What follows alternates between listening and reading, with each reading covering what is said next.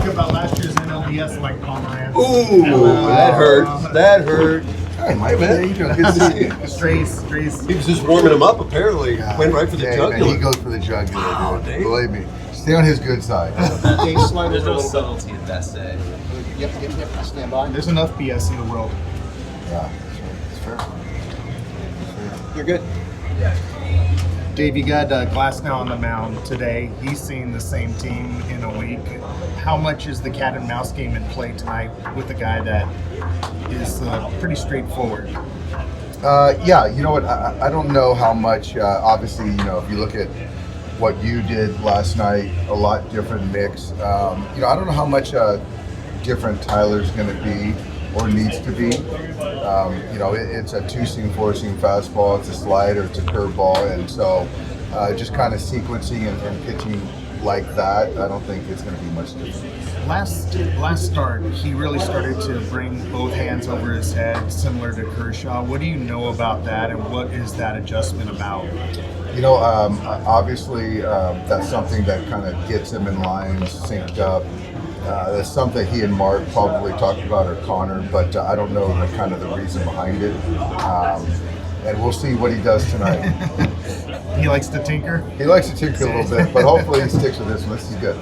You mentioned that he changed the slider grip and shape a little bit. Like, have you noticed that? And just like, how different is that pitch kind of playing for him lately? You know what? I haven't noticed it, to be quite honest with you. And Connor McGinn is one of our pitching coaches, is really good with the grips and kind of layering on your throw to the different grips and with the shapes and things like that. So I'm sure Connor is right in the middle of that one.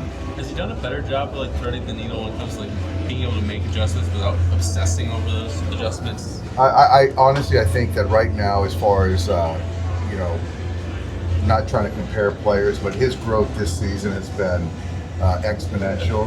And I just think that, you know, when you see him on the mound, his demeanor has been consistent and not letting certain things kind of affect him, you know, too high, too low. And he just stays in this zone a lot better than we've seen in the past. And I think it's really been a benefit. Yeah, we saw a lot of him in the first half last year. How excited are you to see what he looks like in a stretch run in a division race, like being that type of guy who maybe take on the kind of responsibility? Really looking forward to it. I know he is, but I think the thing is just make sure we try to stay in the moment. And all these games are big, but yeah, I think that he's really getting a good foundation on as the games continue to get bigger and bigger and managing his emotions. But, you know, Tyler's done a great job for us, he really has. Do you feel like the way last year ended and just not being able to be part of the run has kind of led to some of that focus and just kind of ability to kind of stay in this zone as you guys get towards the end of this season? You know what I think is, I think that's one part as far as missing being a part of it. He felt that he didn't get to be a part of everything, which is something that he regrets, but no fault of his own.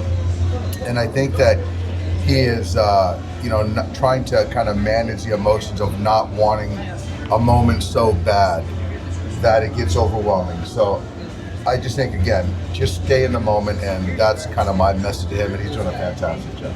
Do you feel that coming into this year, he was the one who, you know, wanted to like change his mindset, change his focus like that, or was it more him like adapting the message from like you and the coaching staff?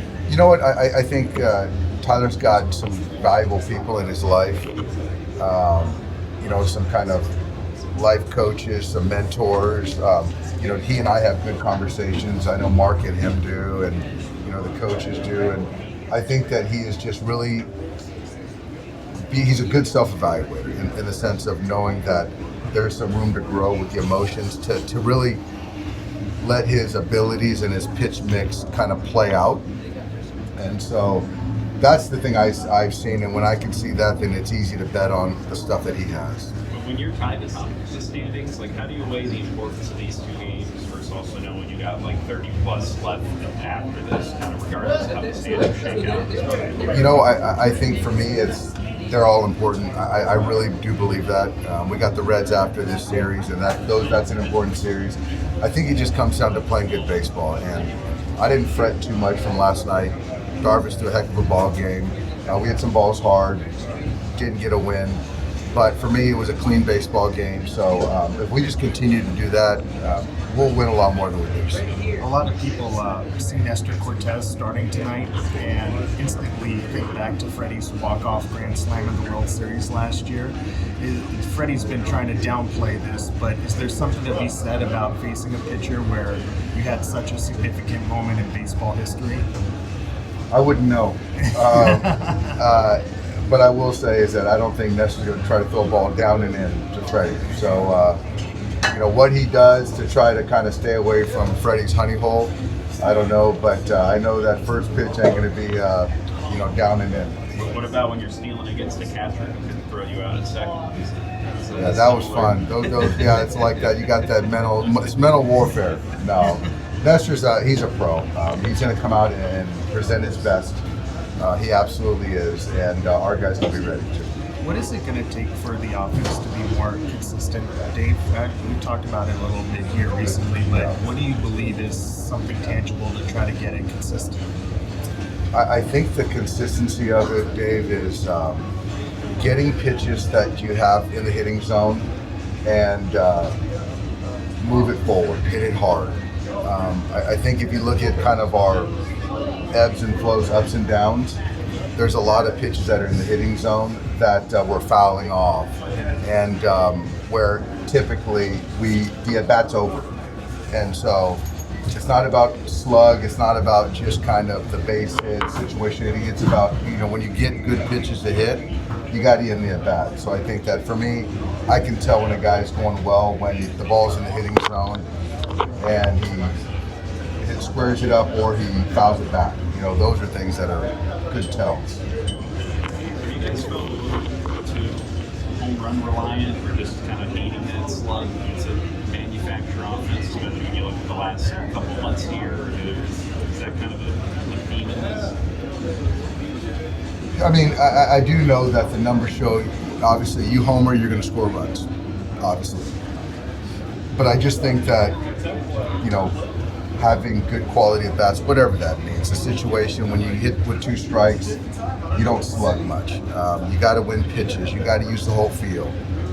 So it's very nuanced and complex. I believe our guys have the ability to kind of do both. Most of the guys in our lineup. I don't know how long Nestor's going to go today, so I expect to see some right-handed arms from the pen. See Nestor. So just go out there and take good at bats against him. Thank you, Dave. Yeah, thanks, guys. Appreciate it. Yep, thanks, guys. Mike, you want to talk still?